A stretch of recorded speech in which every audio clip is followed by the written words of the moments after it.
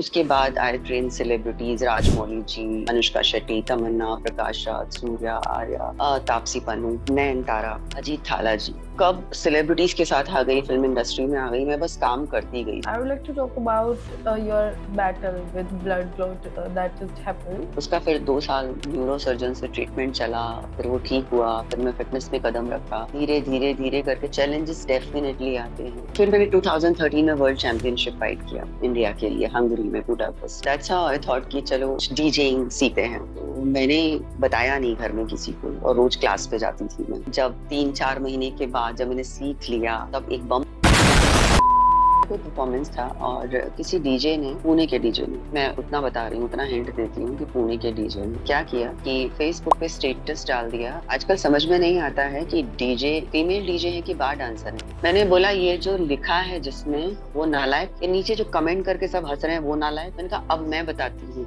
DJing क्या होता है और बार डांसर क्या होता है। ये बाल जो है ना, मैं सफेद काले करती हूँ, ग्रे है मेरे बाल, 50 साल में सबके होते हैं, मैं कोई नई नहीं हूँ। तो मैंने ये धूप में सफेद नहीं किए हैं बाल। बदतमीजी में किसी की बर्दाश्त नहीं कर सकती हूँ। कोई मुझसे बदतमीजी से बात करे, मैं कोई बात लड़के लड़की की नहीं है, चाहे वो लड़का हो या लड़की हो, सामने वाला तमीज से बात करेगा तो मैं बात करूंगी। वो वही वाली बात है, कुछ तो लोग कहेंगे लोगों का काम है कहना। No matter what you do, of course, आप मोटे हो तो लोग बोलेंगे, पतली हो तो लोग बोलेंगे, काले हो तो बोलेंगे, गोरे हो तो बोलेंगे, आप घर का काम नहीं करते तो बोलेंगे, करते हो तो बोलेंगे, आप नहीं परफॉर्म करोगे तो बोलेंगे, परफॉर्म करोगे तो बोलेंगे, आप कुछ भी करो, no matter, people will talk.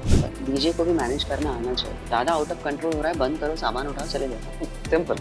And what we can do, इतनी पब्लिक को कैसे हैंडल करोगे, पर जहाँ मैनेजेबल है वहाँ पे मैनेजमेंट होता है। Hello and welcome back to Groove Nexus Spotlight. This is your host Pooja Kashyap and you're watching Groove Talks.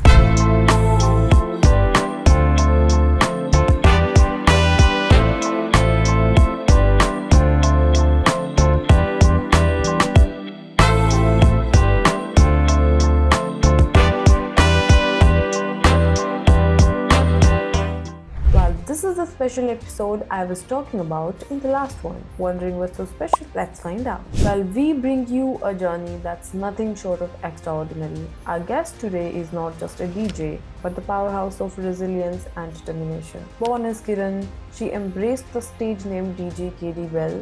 A diagnosis of blood clot in her brain put a pause to the melody of her life. Kiran, feeling the pulse of her own desire, realized that the harmony of her life needed a remix. So she took charge, swept her apron with gym attire, and embarked on a transformative fitness journey. In just 7 months, she dropped 24 kgs, proving that change is not only possible but also empowering. And she has achieved 6 packs in just 8 months and also became personal fitness trainer for many celebrities. In 2013, Indian Bodybuilding Federation invited her to compete in the World Championships. Coming in at an impressive 6th place, she not only flexed her muscles but also claimed the title of the most beautiful body.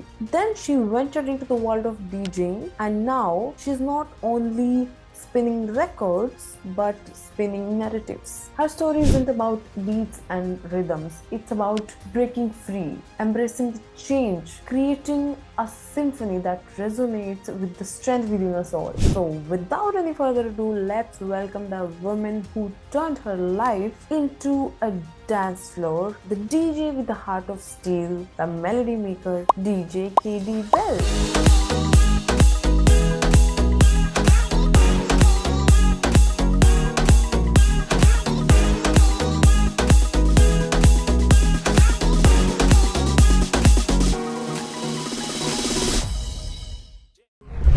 सबसे पहले I would like to say कि आपकी journey from a homemaker and mother to a fitness enthusiast trainer and now a DJ is incredibly inspiring. Can you like share some moments जो इन सब transitions के time पे आपके mind में चल रहा था, like from homemaker to a fitness enthusiast and trainer, then a trainer to DJ? What was going through your mind? Musician में बचपन से रही हूँ. It's not new for me. Music बचपन से ही I have a highest degree of Indian vocal music. मैंने 24 साल भारतीय शास्त्रीय संगीत सीखा है। I was a stage singer. मैं गाने गाती थी। मुझे पहले मास्टर और बेबी बोला जाता था बच्चों को, बेबी किरण, मास्टर रिंकू और समथिंग, तो मुझे बेबी किरण कहते थे। मैंने बहुत साल स्टेज पे गाया है। मुझे वो पब्लिक फियर कभी रहा नहीं। इतने साल संगीत सीखने के बाद फिर शादी हो गई, सो एज यूजुअल हमको परमिशन नहीं थी, और शादी के बाद I was become a housewife, और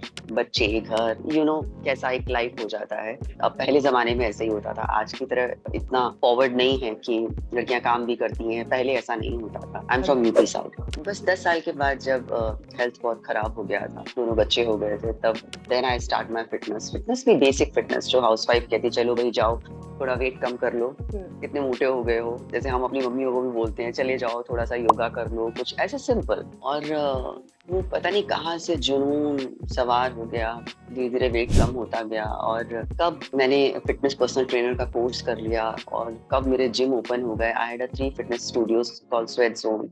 In 2004 to 2013 I had fitness studios. उसके बाद I trained celebrities, राजमौली जी, अनुष्का शेट्टी, तमन्ना, प्रकाश राज, सूर्या, आर्या, तापसी पन्नू, नयनतारा, अजीत थाला जी। कब सेलिब्रिटीज के साथ आ गई, फिल्म इंडस्ट्री में आ गई, मैं बस काम करती गई, सोचा नहीं आगे पीछे कुछ भी। उस जगह घर को भी मैनेज करना, घर पे आती थी, खाना बनाती थी। इस समय काम करने वाले इतने होते नहीं थे, तो घर पे आके खाना वाना बनाना, फिर से जिम भागना, फिर से ट्रेनिंग पे भागना। तो मैं सिर्फ भागती रहती थी। मुझे नहीं समझ में आता था कि मैं क्या कर रही हूँ, बस मुझे भागना था, मैं काम करना था। इतने साल घर में रहने के बाद, 10 साल, सारा दिन झाड़ू पोछा, बर्तन, कपड़े, सुबह उठो, बच्चों को स्कूल भेजना, उनका आप अंदाजा लगा सकते हो कि जब घर में एक माँ होती है उसको कितने काम होते हैं। एक हाउस वाइफ को इतना काम होता है ना। हम ये जो रोते रहते हैं ना कि आदमियों को बाहर काम है, बाहर काम है, उनको एक औरत घर में रह के 2 हाथ से 10 काम कर सकती है। वो बाहर का भी कर सकती है, घर का भी कर सकती है। मैं आदमियों के खिलाफ नहीं हूँ, लेकिन आदमियों की जिम्मेदारी जब एक तरफ रहती है, उनका स्ट्रेस अलग होता है, लेकिन वो घर पे आके घर का काम नहीं कर सकते हैं। घर पे आके बच्चों को खाना खिलाना, रोटी बनाना, किचन में जाना, डायरेक्ट काम से आके आप जा सकते हो। लेकिन औरतें ऑफिस से आती हैं, बाहर से काम करके आती हैं और सीधे किचन में होती हैं। बच्चे ने खाना खाया नहीं खाया, किचन में क्या काम चल रहा है, काम वाली भाई आई नहीं आई, कपड़े हुए कि नहीं हुए, मतलब उनकी दिमाग में बहुत कुछ चल रहा होता है। मुझे लगता है कि औरतें जो होती है मल्टीटास्किंग होती है, मल्टीटास्कर होती है। So that's how मैंने भी वही किया था। और वो कब काम करते करते टाइम निकल गया। बहुत सारे चैलेंजेस आते हैं, क्योंकि 10 साल हाउसवाइफ रहने के बाद एक औरत सारा दिन सुबह से रात तक घर में काम कर रही है। पति आ रहा है तो उसको बराबर खाना मिल रहा है, स्माइल करके फेस दरवाजा ओपन हो रहा है, बच्चे आ रहे हैं, मम्मी ये मम्मी वो, सारा दिन। एंड सडनली अगर मम्मी डिसअपेयर हो जाए तो मैं तो काम पे गई हूँ। सो टास्क होता है, वो मदर के लिए भी एक बहुत बड़ा टास्क हो जाता है, उसको एडजस्ट करना, उन लोगों के लिए भी हो जाता है। उन दोनों चीजों को बैलेंस करना, it was difficult for me, trust me. मुझे कहीं कहीं लगता था कि मैं अपनी जिम्मेदारियां पूरी कर रही हूँ कि नहीं कर रही हूँ, लेकिन वो कहते हैं ना कि धीरे धीरे करके हर चीज की आदत हो जाती है। हम सबको एडजस्ट करना पड़ता है, चाहे वो रोके या हंस के, लड़के झगड़ के, चाहे जैसे भी हो। You have to just move on, that's it, that's how वो चलता चला गया। Unstoppable. And you've set an example for so many females out there. सच बताऊं तो मैंने कभी कुछ सोचा ही नहीं, मुझे बस काम करना था। मेरी एजुकेशन ऐसी नहीं है कि मैं साइंस ली थी मैंने या कॉमर्स ली थी, कोई आईटी में चली जाऊंगी या कुछ और ऐसा करूंगी, मेरा ऐसा कुछ नहीं था। मैंने संगीत से ही विशारद किया था, जिंदगी मैंने अपनी सारी संगीत में निकाली है। शादी के बाद मेरा रिजल्ट आया है विशारद का, और मैंने कभी सोचा नहीं था कि मुझे संगीत, म्यूजिक से नाता तोड़ना पड़ेगा। लेकिन जो चीज आपके खून में होती है ना, वो मरने तक भी नहीं जाती है। शायद ऊपर से धुंधली हो जाए, लेकिन अंदर जो आपके वो कभी नहीं जाएगी। और म्यूजिक था। उसके बाद फिर मैंने 2013 में वर्ल्ड चैंपियनशिप फाइट किया इंडिया के लिए, हंगरी में, बुडापेस्ट। और धीरे धीरे करके फिर जजिंग, और फिटनेस में हमेशा से इतना बड़ा योगदान रहा है मेरा। मतलब मैं आज भी वही कर रही हूँ। I am online trainer. Covid के बाद से सब मेरा ऑनलाइन हो गया है। पर्सनली मैं सेलिब्रिटीज को ट्रेन करने जाती हूँ, पर नॉन सेलिब्रिटीज सब मेरे around the world online training में मेरा पूरा काम है। इट्स कम टू म्यूजिक, कि वापस से म्यूजिक कहाँ से आया इतनी साल के बाद। जब मैं यंग थी तब तो म्यूजिक छूट गया था मैं 24 साल की थी, और जब मैं 4 साल की थी तब मैंने पहला स्टेज शो किया था। और मुझे आज भी याद है कि मैंने पहला गाना रति अग्निहोत्री का गाया था, वादा न तोड़। अब तो खैर इतना वॉइस नहीं रहा, बहुत साल हो गए, अब तो वो वॉइस भी नहीं है बिल्कुल। वो टाइम पे तो you can not even imagine. मैंने बॉडी बिल्डिंग की, इतने साल फिटनेस में प्रैक्टिस, सब कुछ छूट गया। I teach 100 of kids, I was teacher. मेरा स्कूल स्वर संगम म्यूजिक का, हमारे तेलंगाना में जो गीता माधुरी जो बहुत अच्छी सिंगर हैं, देखिए जो इतनी फेमस हैं आज, उनको भी मैंने क्लासिकल म्यूजिक सिखाया है। मेरे पास आती थी। म्यूजिक में बहुत बड़ा योगदान रहा है मेरा, लेकिन ये डीजेइंग कहाँ से आया पता नहीं, कैसे हुआ मुझे खुद को पता नहीं है। बस वो म्यूजिक करना था कुछ और सडनली हैपन की फिटनेस में थी, ट्रेनिंग चल रही है, सब चल रहा है, सडनली मेरे कोई मित्र हैं वो मुझे लेकर गए किसी क्लब। उन्होंने बोला क्लब जाएंगे। हमारे यहाँ क्लब जाना अच्छा नहीं माना जाता, सच बताऊं तो। Exactly, I was बिल्कुल coming भी to that point only. हमारे यहाँ अच्छा नहीं माना जाता। मतलब पहले के जमाने में से डिस्को बोला जाता था, ये क्लब और अलग अलग नाम दे दिए गए हैं, लाउंज, क्लब और भी बहुत सारे।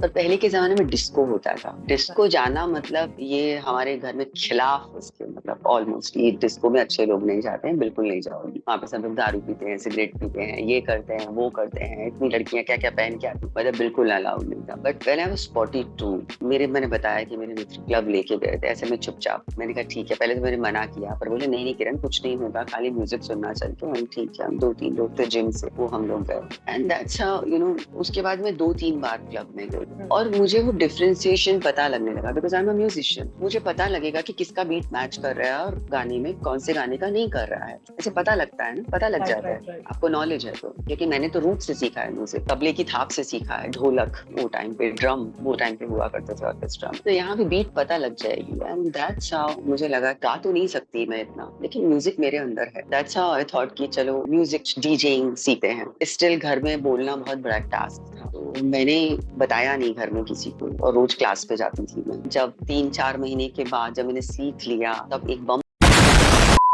फटाकर में मैंने डीजेइंग सीखा है। उसके बाद मैंने अपने हस्बैंड को समझाया। You used to go to school or some institute for DJing? Yes. Okay. DJing का मैंने सीखा है। मेरे ही बहुत अच्छे मित्र हैं, उनसे मेरी जान पहचान हुई। डीजे अनुपम बहुत सीनियर हैं, 20-25 साल हो गए उनको डीजेइंग में। अब तो किसी को नहीं सिखाते, उन्होंने छोड़ दिया है, लेकिन उनसे मैंने सीखा था 3 महीने, क्योंकि मुझे म्यूजिक का नॉलेज था तो मुझे थोड़ा जल्दी आ गया। Then I start my DJing. घर में थोड़ा सा मम्मी पापा और मेरी फैमिली में, मेरे हस्बैंड सब ने कि ये गलत है, मतलब नॉट पॉसिबल। घर की बहू क्लब में जाके दारू पी रहे हैं, सब लोग सिगरेट पी रहे हैं, इतना धुआं, लड़कियां क्या क्या पहन के आती हैं, और मतलब कैसा माहौल होता है। हमारे घर की बहू और मेरी बेटी जाके सामने क्लब में ये बजाएगी। और दूसरा सबसे एक पिक्चर था। और सबसे बड़ी बात है कि मैं उन 15-20 साल में फिटनेस में एक ऐसे लेवल पे पहुंच गई थी कि मतलब वहां पर लोगों को मेरा फोन नंबर भी नहीं मिलता था ठीक से, कि हमको किरण डिमला का नंबर चाहिए। और सडनली तुम इतना रीचेबल हो जाओगी हर जगह, तुम्हें एकदम से तो कोई बहुत बड़े बड़े क्लब बुलाएंगे नहीं, चाहे तुम्हारा फिटनेस में तुम किस यहाँ पर बैठी हो, बट स्टिल आप डीजेइंग यहाँ से चालू कर रहे हो। वो इनिशियल टाइम बहुत मुश्किल था। मैंने अपनी फैमिली को समझाया कि मैं कोई 20-25 साल की लड़की नहीं हूँ कोई बहका के ले जाएगा। अब मेरा एज देखो, आई एम 42, तब मैं 42 की थी, मेरे बच्चे हैं, मुझे सिर्फ अपना काम करना है, मुझे म्यूजिक से जुड़ना है, और मुझे कोई रास्ता नहीं दिखाई दे रहा। चला तो चला, नहीं चला तो मैं घर में रहूंगी, मैं कहाँ जाऊंगी, मुझे आज भी वही काम करना है अपने घर। And that's how I started. बहुत सारे अप डाउन आए, बहुत सारी चीजें एडजस्ट करने में बहुत टाइम लगा। सच बताऊं तो मुझे बहुत अजीब सा लगता था जब लोग दारू सिगरेट पी के सामने डांस करते थे आदमी लोग, और मैं प्ले कर रही हूँ। एक बार तो ऐसा हो गया था कि कोई नोट भी देने आ रहा है, और मुझे इतना वियर्ड लगता था, इतना वियर्ड। फिर मैं मतलब ना अंदर से इतना संभाल के रखती थी अपने आप को। फिर मैंने किसी बहुत बड़े डीजे हैं, उनसे मैंने बात किया, मैंने उनको बताया ये सब मुझे बहुत अजीब लगता है। उन्होंने कहा था कि किरण, कीचड़ में ही कमल खिलता है, ऑलवेज रिमेंबर। तो अपनी हिम्मत बना के रखो, ये आगे लेकर जाएगी तुमको। आपको ऐसे नहीं लगता था, as you mentioned that you were 42 and usually club में लोग यंग क्राउड को प्रेफरेंस देते हैं, so they would prefer like young female DJ। वैसे तो फीमेल डीजेस ही बहुत कम है इंडिया में, तो बहुत ही कम है। इन सब चीजों को आपने कैसे टैकल किया? सच बताऊं तो मेरे लिए बहुत बड़ा टास्क था। मेरे काफी मित्र ने बोला कि तुम फिटनेस में एक ऐसी जगह पे हो और तुम कैसी लाइन में जा रही हो जहाँ पे तुम रीचेबल हो जाओ, ये बिल्कुल गलत डिसीजन है तुम्हारा। अब now see your age also, DJing में इतनी यंग लड़कियां होती हैं, यंग हॉट एकदम फीमेल डीजे। एक माइंड में सोच के देखो एंड तुम कैसे स्टैंड करोगी, क्या करोगी। तो मैंने बोला मुझे नहीं पता मैं कैसे स्टैंड करूंगी, मुझे सिर्फ इतना पता है कि जब मैं अपने आप को देखती हूँ तो मैं एक बहुत ही फिट मॉम हूँ, एक फिट इंसान हूँ। मुझे नहीं समझ में आता कि मैं 42 की हूँ कि 20, मुझे वो नहीं। मुझे पता है कि मैं अपने काम से धीरे धीरे करके लोगों का दिल जीत लूंगी। नहीं हुआ तो देखेंगे। आप अपने आप को प्रूव कर रहे हो, दैट्स इट। आपको दूसरों को प्रूव ज्यादा करने की जरूरत नहीं है, फर्स्ट अपने आप को प्रूव करो कि हाँ अंदर से। और somehow I started, और गलतियां हुई, बहुत सारी गलतियां हुई। पहले तो मुझे ये भी नहीं पता था कि 110 से चालू करते हैं या लो बीपीएम से चालू करते हैं, फिर हाई पे जाते हैं। पब्लिक के मूड के हिसाब से हमको प्ले करना है, या हमको किस तरह से हाई से लो नोट पे उतरना है, कैसे करना है, क्या करना है। माइकिंग भी, मतलब आपको सब संभालना है, माइकिंग संभालनी है, परफॉर्मेंस भी करना है, ट्रैक भी देखने हैं, और एकदम मूड के हिसाब से चेंज करना है, लो हाई। बहुत सारी गलतियां की मैंने। मैंने तो कितनी बार फ्री में भी प्ले किया है। I just wanted to show my talent कि हाँ मैं प्ले कर सकती हूँ, दैट्स इट। भले मुझे आधे घंटे प्ले करने को मिले, और वो धीरे धीरे धीरे धीरे करते करते करते करते आज today I am 49। Next month मेरा बर्थडे है, अभी बस 10 दिन में, and almost you can say I am in 50s now, entering in 50s। उस चीज को मैंने सीखा है जब भी मुझसे गलतियां हुई हैं, और मैंने उसको लर्न किया है डीजेइंग में। दूसरे डीजेस को सुना है किस तरह से वो प्ले करते हैं, किस तरह से मैंने सिर्फ देख देख के ही सीखा है, दैट्स इट। और आज की तारीख में भगवान की दया से people are liking my music, my performance, और जो भी है अब मैं खुली किताब हूँ और सबके सामने हूँ। हार्ड वर्क पेज है, एब्सोल्युटली। ये बोलते होंगे कि we were wrong. Absolutely. You made your position very clear out there.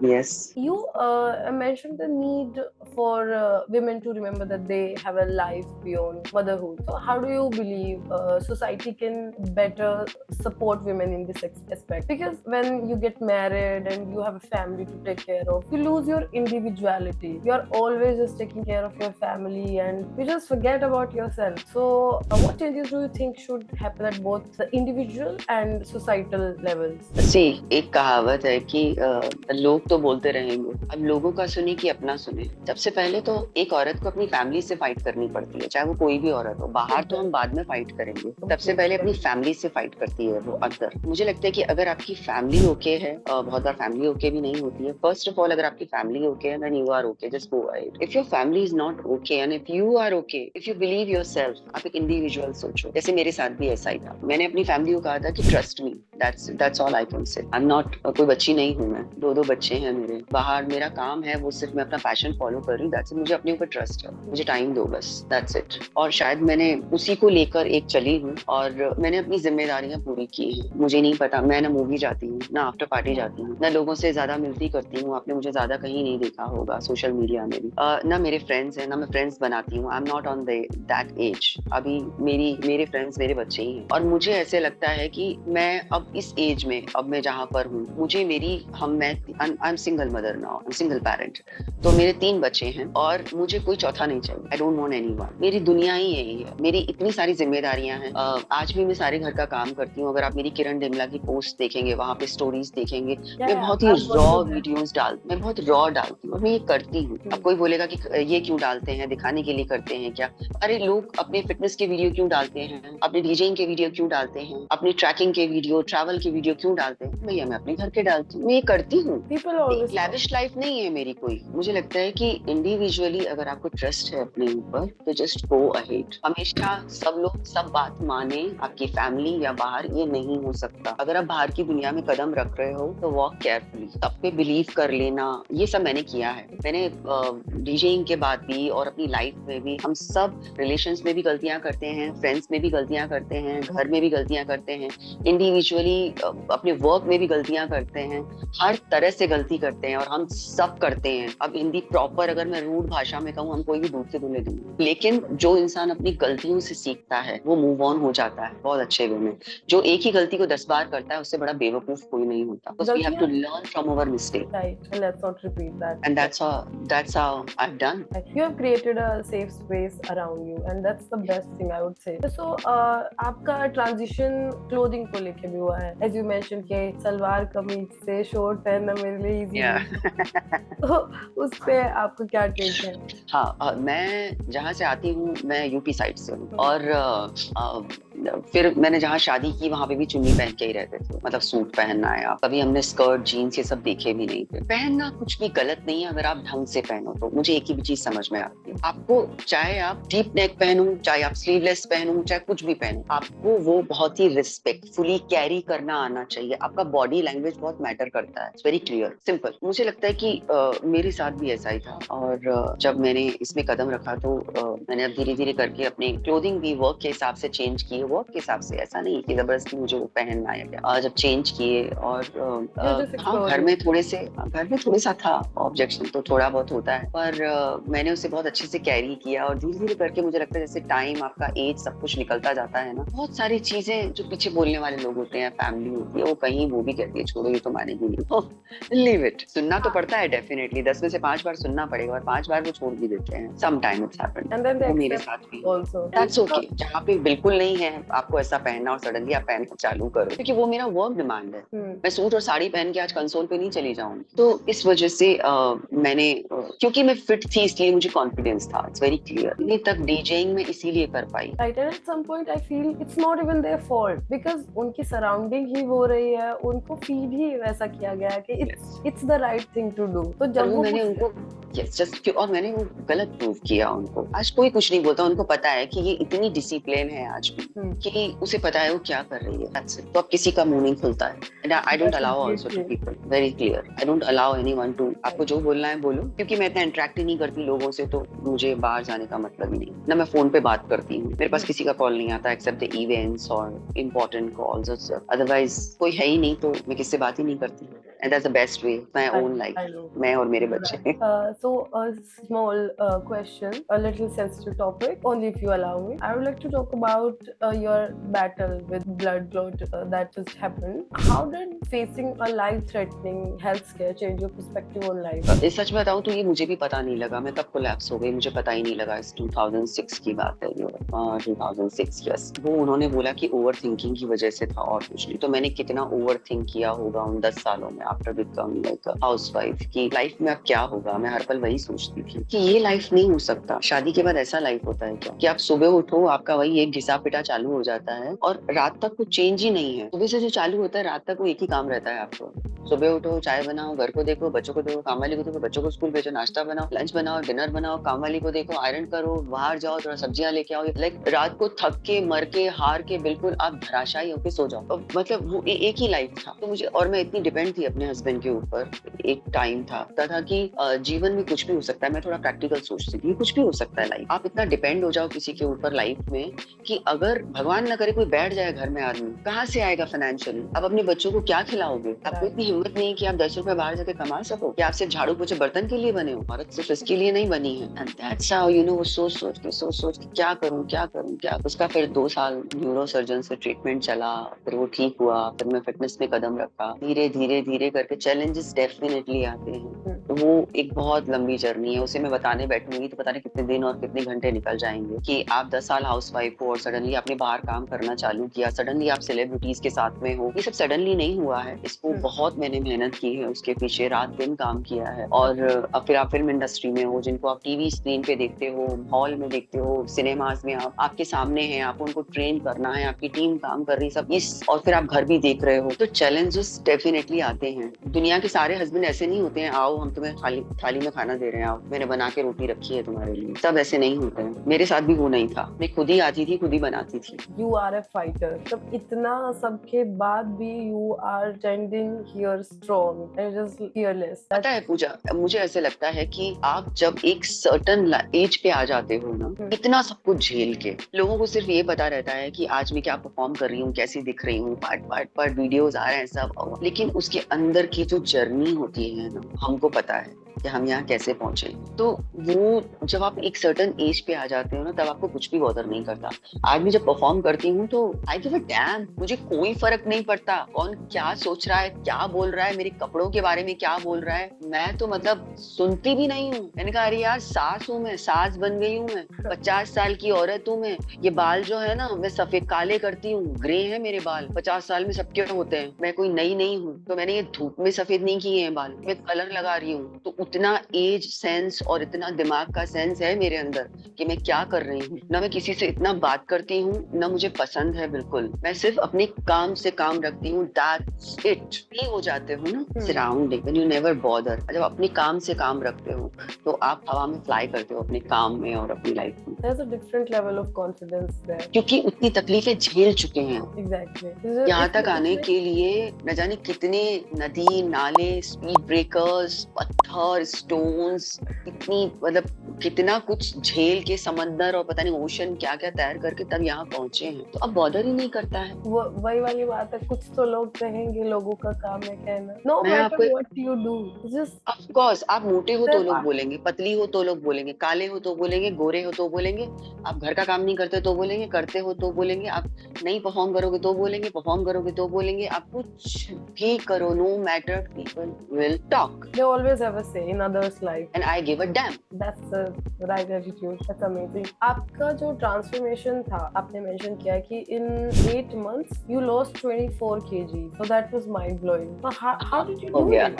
नहीं मैं सुबह 4 बजे Give उठी us some tips. क्योंकि मेरा बेटा 2 साल का था। ट्रस्ट मी, मेरा बेटा 2 साल का था और एज यू नो कि लड़कियां एक बार माँ बन जाती हैं फिर बॉडी का क्या शेप शक्ल हो जाता है सबको मालूम है, इट्स अ नेचुरल, उसमें हम तो कुछ नहीं कर सकते हैं। एक खुशी के साथ साथ फिर एक बॉडी का जो झेलना पड़ता है लड़कियों को।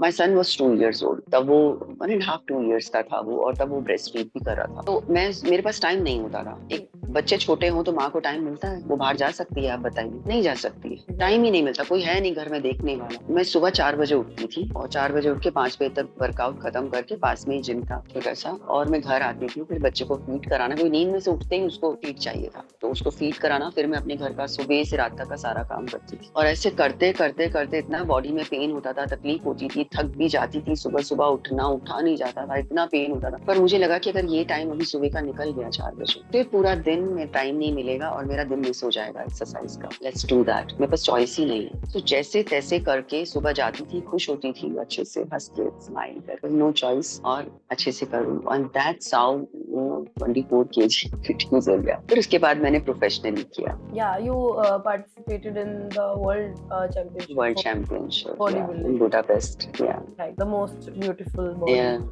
And secured 6th position. Yeah.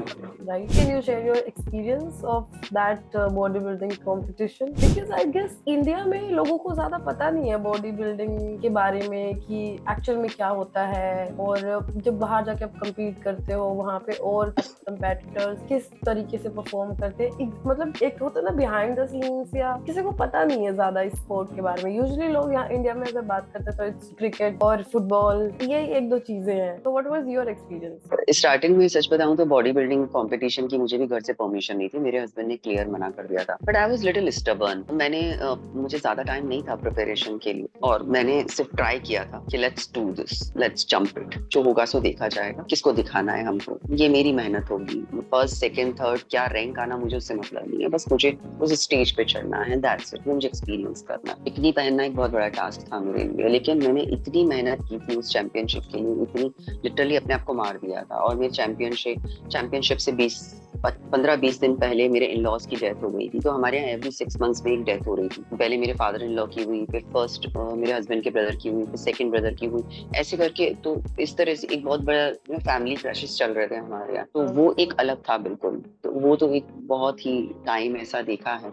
somehow I compete और I whatever जो भी मुझे मिला पोजीशन, जो I was really happy। हाँ, जितनी भी मैंने मेहनत की थी मुझे उसका रिजल्ट मिला, और मैंने वहाँ पर वो एक्सपीरियंस किया, मेरे लिए बहुत बड़ी बात है। उससे बड़ी बात कुछ नहीं हो सकती है। उस टाइम पे बॉडी बिल्डिंग बिल्कुल नहीं था औरतों के लिए इंडिया में, लेकिन अब तो बहुत हो गया। 2013 के बाद, 2012-13 के बाद इंडिया में बॉडी बिल्डिंग आया, इतने सारे कॉम्पिटिशन्स हुए, अब तो इतनी सारी लड़कियां हैं, इतने सारे बॉडी बिल्डर्स हैं, गर्ल्स हैं, फिटनेस अवेयरनेस है, अब तो बहुत कुछ हो गया है, अब तो इतने बड़े बड़े कॉम्पिटिशन्स हो रहे हैं जो पहले बिल्कुल नहीं थे। When I started, 1 या 2 ही थे हम लोग। Right, you also mentioned that bodybuilding lacks the respect it deserves in India. So, how do you think we can change that perception of bodybuilding as a legitimate sport?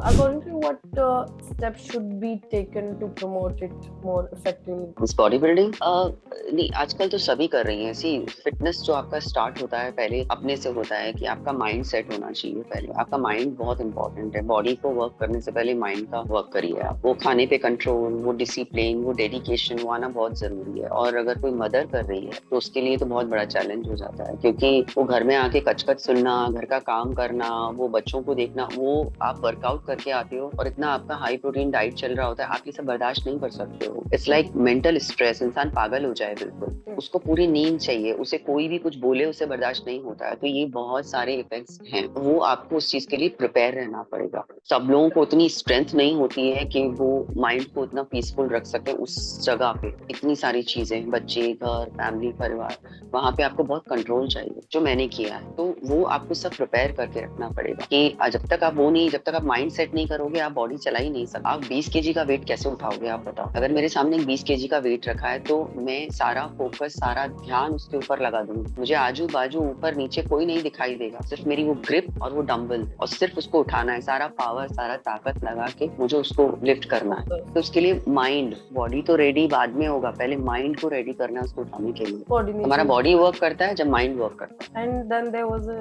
unique transition from bodybuilding to DJing, and you are now a very prominent figure in the entertainment industry. So आपने बहुत सारे shows किए हैं, so there must have been a preconceived notion like female DJ है, पता नहीं कैसी होगी। Usually लोगों का ऐसे होता है, male DJ है तो it's like goes without saying अच्छा ही होगा। but जहाँ पे female DJ का नाम सुनते हैं लोग बोलते हैं कि अरे looks के लिए ले लेते हैं, crowd के लिए ले लेते हैं। How do you process these things? See, end of the day, work speaks very clear.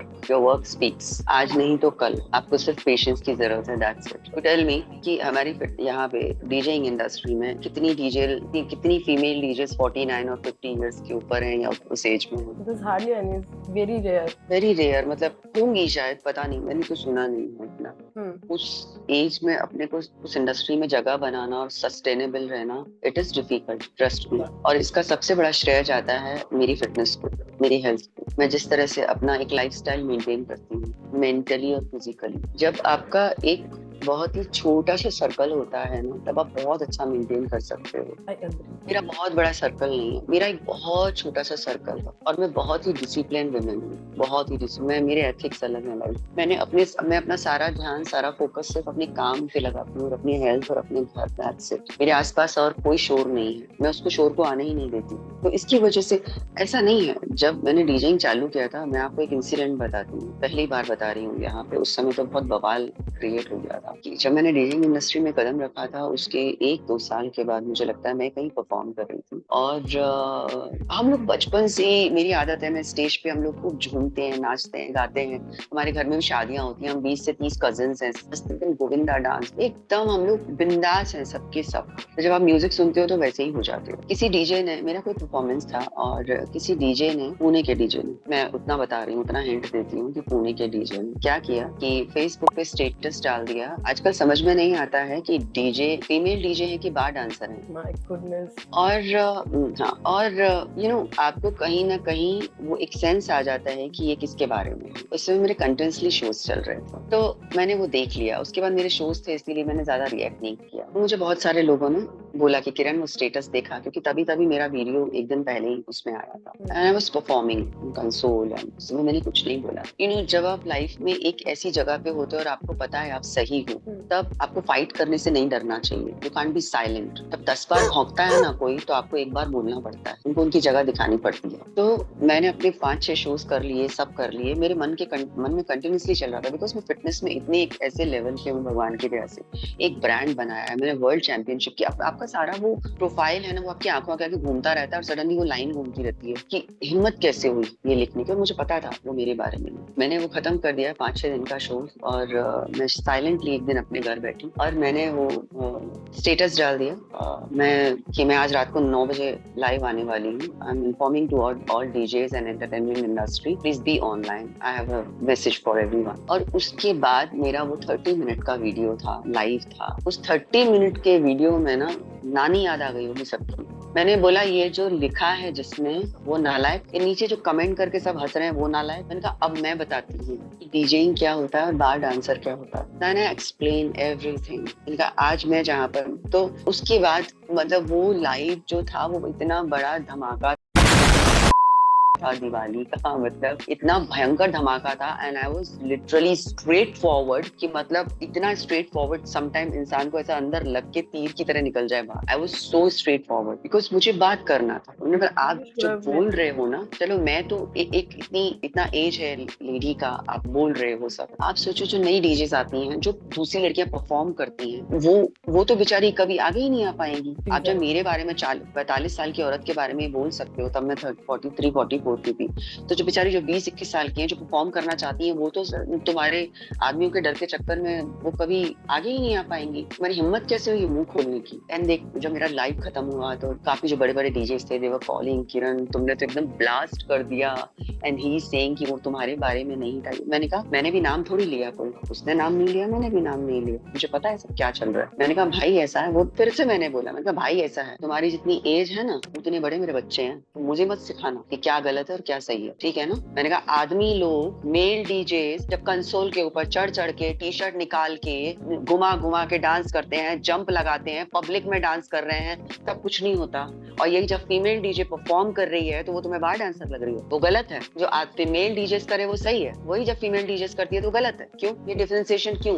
जो नए डीजेस आएंगे, जो नए डीजेस बनना चाहते हैं, तुम्हारा ये क्या सीख लेंगे? सामने तुम्हारा नाम दिखाई दे रहा है, तुमने फीमेल डीजेस के बारे में बोला है, तो क्या इंप्रेशन छोड़ रहे हो अपना? आए तो literally such a demeaning statement it is. नहीं, मैंने फिर स्लोली जब लोगों को आपके बारे में, आपके प्रोफाइल के बारे में पता लगता है, आपके बारे में पता लगता है, आपके नेचर के बारे में पता लगता है, तो ऑलमोस्ट अब मुझे लगता है डीजेइंग इंडस्ट्री में सबको पता लग गया है। फिटनेस में तो पता ही था कि ये थोड़ी ज्यादा स्ट्रेट फॉरवर्ड है। सो मैं तो बात मैं गलत तो नहीं बोल रही हूँ, बात स्ट्रेट फॉरवर्ड की नहीं है। तुम आवाज नहीं उठाओगे तो मुझे तो बोलना पड़ेगा ना। Exactly. गलत यार, नहीं तो बेचारी जो नई फीमेल डीजे आना चाहती हैं, जो कुछ करना चाहती हैं सच में, वो कैसे करेंगी अगर तुम मेल डीजे कुछ राइट। इट्स लाइक कि वो एक दिन परफॉर्म करेंगी, ऐसा स्टेटमेंट सुन के दूसरे दिन घर ही बैठ जाएंगी। वो बेचारी इमोशनली ब्रेक डाउन हो जाता है इंसान, ट्रोल करते हैं। And also like if we talk about bar dancers, you can not talk like that about them. नहीं, मैंने तो जो उतारी थी डीजे की, वो लाइफ टाइम तक वो डीजे भूल नहीं सकता है कि आज के बाद, मैंने कहा इस तरह का स्टेटस किसी के, मेरे लिए नहीं, किसी भी लड़की के बारे में डालना ना, 10 बार सोचना, ये लाइव देख लेना। जब कभी भी तुम्हारे दिमाग में ख्याल आएगा ना, तो सोच लेना ये किसने बोला था, किरण बेमला ने। मेरे तो सामने भी मत आ जाना। अच्छी नहीं हूँ मैं, 20 साल की, 50 साल की औरत हूँ मैं। वो उस समय फिर थोड़े दिन तक वो सब बहुत हाइप था। Everybody was like Kiran it was blast, Kiran it was ये वो सब। मैंने कहा वो मुझे पता नहीं क्या है। मैंने कहा बदतमीजी नहीं, बदतमीजी में किसी की बर्दाश्त नहीं कर सकती हूँ। कोई मुझसे बदतमीजी से बात करे, मैं कोई बात लड़के लड़की की नहीं है, चाहे वो लड़का हो या लड़की हो, सामने वाला तमीज से बात करेगा तो मैं बात करूंगी, बदतमीज से बात करेगा, किसी का बाप का बर्दाश्त नहीं करूंगी। मैंने अपना पूरा लाइफ जर्नी अकेले सर्वाइव किया है, अकेले हैंडल किया है, तो किसी के बाप में दम नहीं है जो मेरे मुंह पे आके बदतमीज से बात कर सके। प्यार से बात करोगे 10 बार करूंगी मैं, गले लगा के करूंगी। I am a very soft heart person, लेकिन बदतमीजी पे उतरे तो then I am something different, जैसे को तैसा। अब लाइफ में आसपास दायरा इतना छोटा है कि एंट्री नहीं है किसी को भी लाइफ में। एज ए डीजे आपने कितनी सिटीज में ट्रैवल किया है? बहुत सारी सिटीज में, मुझे तो शायद याद भी नहीं होगा। इन 9 सालों में बहुत जगह परफॉर्म किया, पूरा इंडिया कवर कर लिया होगा आई गेस आपने। ऑलमोस्ट बहुत जगह। तो सब सिटीज का ना एक म्यूजिक प्रेफरेंस होता है, मतलब सबका डिफरेंट डिफरेंट है, तो आप कैसे मैनेज करते हो? फॉर एग्जाम्पल अगर आप यूपी के किसी क्लब में प्ले कर रहे हो, they would prefer Bhojpuri song, Chandigarh के किसी में Punjabi song, and if we go to South India तो वहाँ पे लोग ना भोजपुरी सुनते हैं, ना हिंदी सुनते हैं, ना Punjabi, they will be like कि या तो हमारी लैंग्वेज या फिर कोई इंग्लिश। तो how do you manage all of this? See मेरा एक सिंपल सा हिसाब किताब, जब भी मैं कहीं पहली बार प्ले करती हूँ या मैं किसी दूसरे स्टेट में प्ले कर रही हूँ, तो मैं वहाँ के रेजिडेंस डीजे से बात करती हूँ कि किस तरह का म्यूजिक सुनना लोग पसंद करते हैं, उनसे डिस्कशन करती हूँ और मैं उनको बोलती हूँ बी विद मी थोड़ा टाइम के लिए, मुझे लोगों को अंडरस्टैंड करने दो। वहाँ के वीडियोस देखती हूँ and according that I go and perform. जो गाना बैंगलोर वालों को पसंद आ रहा है, जरूरी नहीं है कि हैदराबाद वालों को भी वही गाना पसंद आए। हर एक की वाइब अलग अलग होती है, हर एक बॉलीवुड ले ऐसा जरूरी नहीं है, किसी को कुछ पसंद है, किसी को कुछ पसंद है, दैट वी फेस। बट आपको ये अंडरस्टैंड करना आना चाहिए कि आपको वो वाइब जो है ना लोगों की, वो एज अ डीजे आपको समझ में आनी चाहिए। जब आप प्ले करते हो ना, आपको वाइब समझ में आ जाती है कुछ देर में। इनिशियली थोड़ा पैर लड़खड़ाएगा, लेकिन आपने कुछ ही सॉन्ग में एक 10 मिनट के बाद 15 मिनट में लोगों की वाइब समझ में आने लगी, उसे क्या पसंद आ रहा है, and then play according, forget about your set, play according in different folders. It's very on the spot thing, वहीं ऑन पे द स्पॉट ऑफ कोर्स आपको वो सेंस ऑफ ह्यूमर होना चाहिए। आप अपना रटा जो एक सेट है जो आप सेट कर, वो नहीं प्ले कर सकते। I never play like this, I never play, I have different folders. और मैं जैसा पब्लिक है, ट्यूसडे का अगर है, मिड वीक का है, तो मैं मिड वीक के हिसाब से प्ले करती हूँ। अगर सैटरडे है तो मैं सैटरडे के हिसाब से प्ले करती हूँ। अलग डे पे अलग किस तरह का वाइब आ रहा है, कितने लोग बैठे हैं, उसके हिसाब से मैं प्ले करना पड़ता है। आपने कॉलेज फेस्ट में भी प्ले किया है? हाँ, बहुत बार। ओके, तो जब भी म्यूजिक इवेंट्स में ऐसे प्ले करते हैं तो फॉर सम रीजंस सिचुएशन कभी कभी आउट ऑफ कंट्रोल हो जाती है, like there are some kind of fights happening, barricades तोड़ देते हैं लोग, कुछ ना कुछ कर देते हैं, तभी फिर मैनेजमेंट बोलती है बंद करो। तो ऐसा कभी कुछ इंसिडेंट हुआ है? और अगर हुआ हुआ है, कितनी बार हुआ है, क्लब्स में भी हुआ है, कॉलेज फेस्ट में भी हुआ है, और बड़े बड़े शोज में भी ऐसा हुआ है। But that's how we manage. वो मैनेज आपको स्मार्टली करना आना चाहिए, इट्स वेरी क्लियर। मैनेजमेंट तो होता ही है, पर डीजे को भी मैनेज करना आना चाहिए। ज्यादा आउट ऑफ कंट्रोल हो रहा है, बंद करो, सामान उठाओ, चले जाओ, simple. What we can do, इतनी पब्लिक को कैसे हैंडल करोगे? पर जहाँ मैनेजेबल है वहाँ पे मैनेजमेंट होता है, यू कैन अनाउंस, लोगों पे थोड़ा काम कर सकते हो, दैट्स हाउ वी मैनेज। कोई ऐसा इंसिडेंट जो अभी भी आपके जहन में हो कि क्या ही हो गया था वहाँ पे? नहीं, मेरी लाइफ का एक डीजे है कि वो बार गर्ल है, वो बार डांसर है, वो इंसिडेंट में कभी नहीं भूल सकती। वो बहुत ही डिसरिस्पेक्टफुल था, और मैं डीजे का नाम नहीं लेना चाहती हूँ, और वो मेरी लाइफ का, और उसके बाद वो जो लाइव करके मैंने जो धोया था डीजे को, और जो लोग हंसे थे उनको धोया था, वो इंसिडेंट तो मैं कभी नहीं भूल सकती हूँ। You should know. और वो लोग हमेशा याद रखेंगे जिन्होंने भी लाइव फेसबुक पर, फेसबुक ज्यादा चलता था, इंस्टाग्राम नहीं था इतना, तो वो लाइफ टाइम याद रहेगा जिन लोगों ने मेरा लाइव सुना होगा। इनसे पंगा मत लेना। आप as a trainer, as you mention, बहुत सारे सेलिब्रिटीज को भी ट्रेन करते हैं, so like Taapsee Pannu and Rajamouli, Anushka Shetty, many of them. तो सबसे फेवरेट ट्रेनी आपका कौन सा है जो लाइक तमन्ना, बहुत easily catch? Tamannaah and Rajamouli ji. Okay. So conclusion, what's the most valuable lesson you have learned throughout your journey, and what message or advice would you like to pass on to others, particularly females who may be seeking to redefine their lives and pursue their passion? या simple thing जो मैंने अपनी life में एक rule apply किया है, I can and I will. आजू बाजू, ऊपर नीचे, दाएं बाएं, क्या लोग बोल रहे हैं भूल जाओ। एक में छोटी सी स्टोरी आपको, एक मिनट की नहीं है, वो 60 सेकंड की भी नहीं है, मैं आपको बताती हूँ, इससे रिलेटेड बताती हूँ। 2 बच्चे होते हैं, किसी गांव में कुआं होता है, उसके पास खेल रहे होते हैं। एक बच्चा 10 साल का था और एक बच्चा 5 साल का था। वो 5 साल का बच्चा कुएं में गिर जाता है। वो बड़ा जो बच्चा था 10 साल का, वो उसके आसपास कोई भी नहीं था, वो सिर्फ अपने दोस्त को बचाना चाहता था कि मेरा जो 5 साल का दोस्त है वो कुएं के अंदर गिर गया है। उसने कैसे भी करके, चाहे सारी दम लगा के, कुछ भी करके वो बच्चे को बचा लिया और कुएं से ऊपर खींच लिया। वो गांव में गए, उन्होंने बताया ऐसा ऐसा इंसिडेंट हुआ। किसी ने यकीन नहीं किया। ये खुद 10 साल का है, उसको कैसे बचाएगा कुएं से?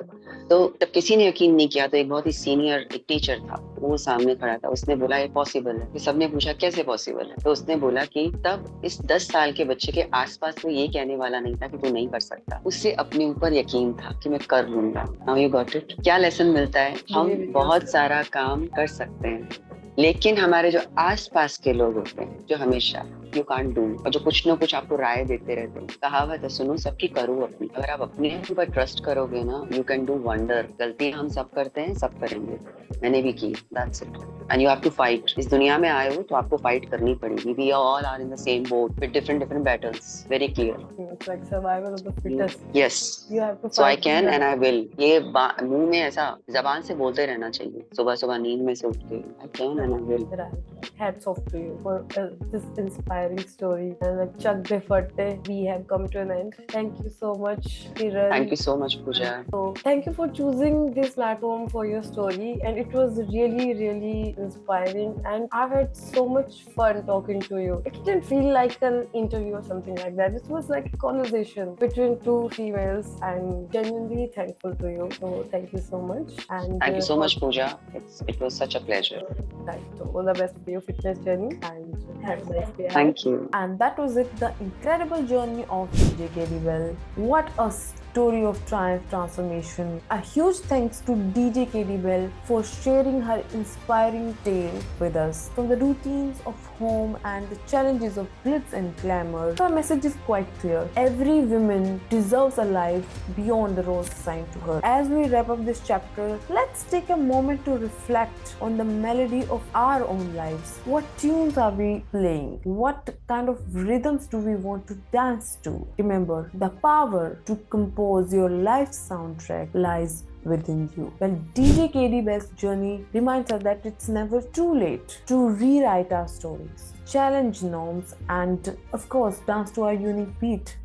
So I just want to say, as you go about your day, just keep the spirit of Kiran in your heart and let her journey be a source of inspiration. Thank you for tuning in. Stay tuned for more captivating stories and incredible journeys. Like, share and subscribe to Group Nexus Spotlight if you haven't already. Until next time, this is your host Pooja Kashyap signing off. See you in the next episode.